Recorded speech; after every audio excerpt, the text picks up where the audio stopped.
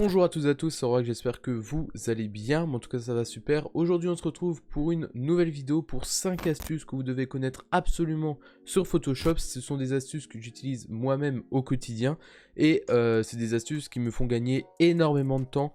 Et donc du coup, voilà, je voulais vous les partager parce que ça va vous permettre aussi de gagner énormément de temps. La première astuce, ça va concerner le pinceau, voilà, qui est juste ici. Donc là, je vais me mettre sur un nouveau calque, voilà, de cette manière. Donc pour modifier rapidement la taille du pinceau et aussi sa dureté, donc au lieu d'aller dans la fenêtre qui est juste ici, de modifier la dureté, voilà, comme ça, etc. sans voir vraiment ce que ça donne, en plus, on fait un petit peu au pif. Donc le tip que je vais vous donner, c'est tout simplement d'appuyer sur CTRL et ALT sur votre clavier.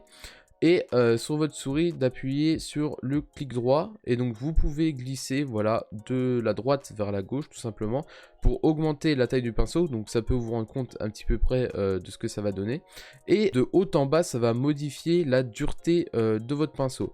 Donc du coup cette astuce va vous faire gagner énormément de temps sur cet outil, et moi c'est vraiment celle de la liste que je me sers le plus. Donc ensuite la deuxième astuce, ça va concerner les calques, donc là qui sont sur ma droite. Donc du coup quand on fait des créas etc, j'ai beaucoup de calques qui sont à mes côtés, donc là c'est des créations finies, donc évidemment j'ai pas beaucoup de calques. Donc quand j'ai énormément de calques et que je veux en modifier qu'un seul, je vais tout simplement aller sur le calque que je veux modifier, voilà, et je vais appuyer sur Alt sur mon clavier et faire un clic gauche sur l'œil, sur l'icône d'œil qui est à côté du calque que je veux modifier. Hop, je vais cliquer et ça va masquer tous les autres calques, voilà. Et pour remettre tous les calques qu'on vient de masquer, je vais tout simplement refaire la même manipulation qu'avant et ça va remettre tous mes calques. Et cette astuce est vraiment très utile pour éviter de perdre du temps, voilà, à vouloir chercher son calque, etc., à masquer tout à la main. Voilà, ça vous fait gagner énormément de temps. La troisième astuce va concerner l'importation de documents. Donc là, imaginons, je suis allé dans Fichier, Importer, Incorporer, et que j'ai importé mon image et je me rends compte qu'elle est beaucoup trop grosse pour mon document. Au lieu voilà, utiliser l'outil de zoom, etc.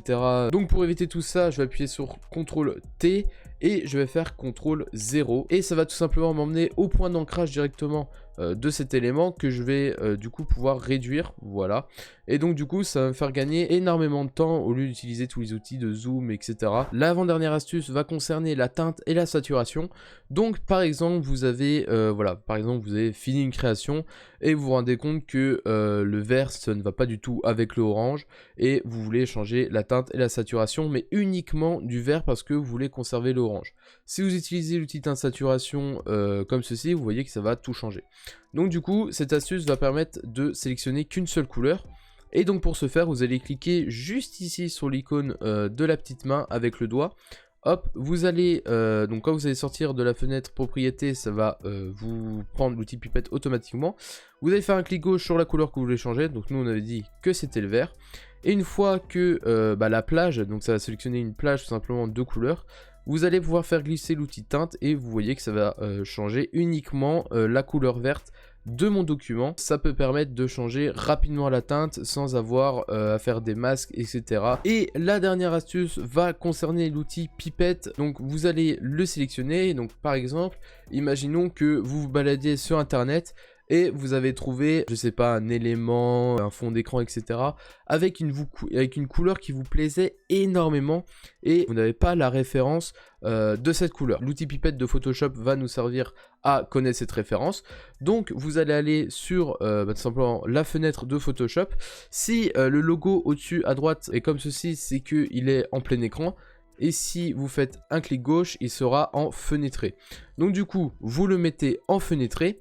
Ensuite, avec l'outil pipette sélectionné, vous allez faire un clic gauche tout simplement sur Photoshop et vous allez le maintenir. Et vous allez glisser, hop, en dehors de la fenêtre, donc ça va maintenir votre outil pipette. Et vous arrêtez sur la couleur que vous voulez. Donc moi par exemple là c'est le jaune. Donc quand je suis sur le jaune, je relâche le clic gauche. Ensuite, je reviens sur Photoshop, je vais le mettre en plein écran pour que ça soit plus agréable. Et là, vous voyez que dans les deux petits carrés de couleurs qui sont en bas, j'ai la référence du jaune que je souhaitais. Donc voilà, cet outil est vraiment hyper cool si vous voulez du coup connaître la couleur d'un élément qui vous a plu sur une autre fenêtre. Et donc du coup, c'est la fin de cette vidéo. J'espère qu'elle vous aura plu. Si c'est le cas, abonnement, pouce bleu, etc. Vous connaissez la musique. Et moi, je vous dis ciao tout le monde pour une future vidéo. C'était Aurax.